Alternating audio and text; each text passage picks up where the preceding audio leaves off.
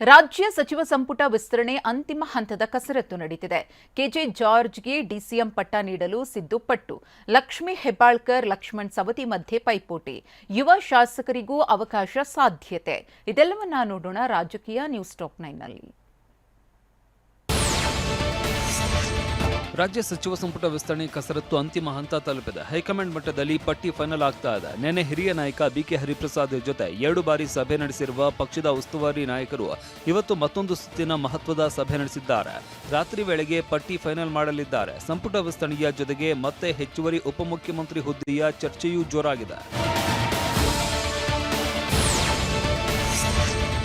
ಹಿರಿಯ ಸಚಿವ K J George ಅವರನ್ನ ಡಿಸಿಎಂ ಮಾಡಬೇಕು ಅಂತ ಸಿದ್ದರಾಮಯ್ಯ ಹೈಕಮಾಂಡ್ ಮುಂದೆ ಪ್ರಸ್ತಾಪಿಸಿದ್ದಾರೆ ಎನ್ನಲಾಗಿದೆ. ಮತ್ತೊಂದು ಕಡೆ ಲಿಂಗಾಯತ ಹಾಗೂ ಎಸ್ಟಿ ಸಮುದಾಯಕ್ಕೂ ಡಿಸಿಎಂ ಸ್ಥಾನ ನೀಡುವ ಬಗ್ಗೆ ಚರ್ಚೆ ನಡೀತಾ ಇದೆ. ಆದರೆ ಹೆಚ್ಚುವರಿ ಡಿಸಿಎಂ ಹುದ್ದೆ ಸೃಷ್ಟಿಸುವುದು ಬೇಡ ಎಂಬ ಅಭಿಪ್ರಾಯವನ್ನ ಹೈಕಮಾಂಡ್ ವ್ಯಕ್ತಪಡಿಸಿದೆ ಎನ್ನಲಾಗ್ತಾ ಇದೆ. ಈ ನಡುವೆ ಡಿಸಿಎಂ ಆಗಿ ಪ್ರಮಾಣ ವಚನ ಸ್ವೀಕರಿಸುವ ಸತೀಶ್ ಜಾರಕಿಹೊಳಿಗೆ ಅಭಿನಂದನೆಗಳು ಅಂತ ಅಭಿಮಾನಿಗಳು ಹಾಕಿರುವ ಪೋಸ್ಟ್ ಸದ್ದು ಮಾಡ್ತಾ ಇದೆ.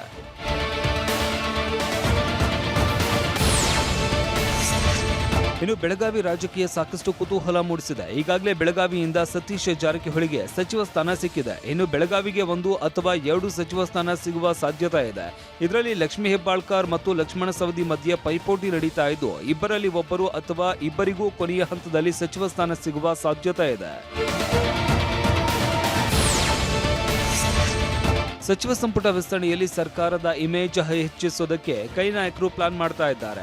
ಹೀಗಾಗಿ ಸಂಪುಟ ವಿಸ್ತರಣೆ ವೇಳೆ ಯುವ ಶಾಸಕರಿಗೂ ಅವಕಾಶ ನೀಡುವ ಬಗ್ಗೆ ಕಾಂಗ್ರೆಸ್ ನಾಯಕತ್ವ ಗಂಭೀರ ಚಿಂತನೆ ಮಾಡ್ತಾ ಇದೆ. ಯುವ ಸಮುದಾಯದೊಂದಿಗೆ ಉತ್ತಮ ಸಂಪರ್ಕ ಹೊಂದಿರುವ ಶಾಸಕರನ್ನ ಗುರುತಿಸಿ ಅವಕಾಶ ನೀಡುವುದಕ್ಕೆ ಹೈಕಮಾಂಡ್ ಕೂಡ ಒಲವು ಹೊಂದಿದೆ.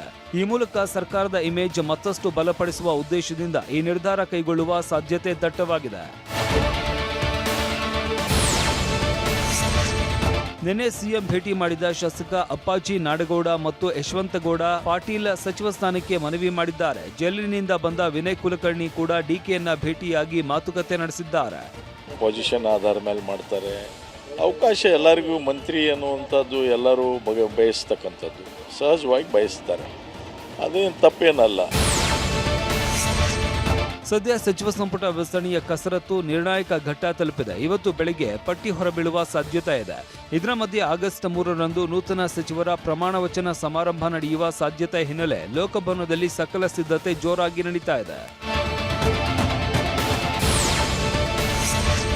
ಸಚಿವ ಸಂಪುಟ ವಿಸ್ತರಣೆಗಾಗಿ ದೆಹಲಿಯಲ್ಲೇ ಠಿಕಾಣಿ ಹೂಡಿದ್ದ ಕೆಪಿಸಿಸಿ ಅಧ್ಯಕ್ಷ ಬಿಕೆ ಹರಿಪ್ರಸಾದ್ ಬೆಂಗಳೂರಿಗೆ ವಾಪಸ್ಸಾಗಿದ್ದಾರೆ. ಕಳೆದ ಸೋಮವಾರ ದೆಹಲಿಗೆ ತೆರಳಿದ್ದ ಕೆಪಿಸಿಸಿ ಅಧ್ಯಕ್ಷ ಬಿಕೆ ಹರಿಪ್ರಸಾದ್ ಜೊತೆ ಹೈಕಮಾಂಡ್ ಪ್ರತ್ಯೇಕ ಮಾತುಕತೆ ನಡೆಸಿತ್ತು.